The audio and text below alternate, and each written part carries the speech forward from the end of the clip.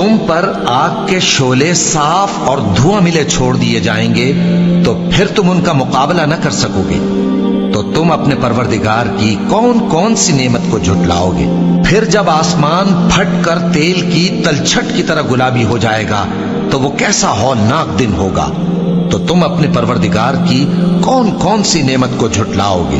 तो उस रोज न तो किसी इंसान से उसके गुनाहों के बारे में पुरसिश की जाएगी और न किसी जिन से। तो तुम अपने परवरदिगार की कौन कौन सी नेमत को झुटलाओगे। गुनाहगार अपने चेहरे ही से पहचान लिए जाएंगे तो पेशानी के बालों और पांव से पकड़ लिए जाएंगे।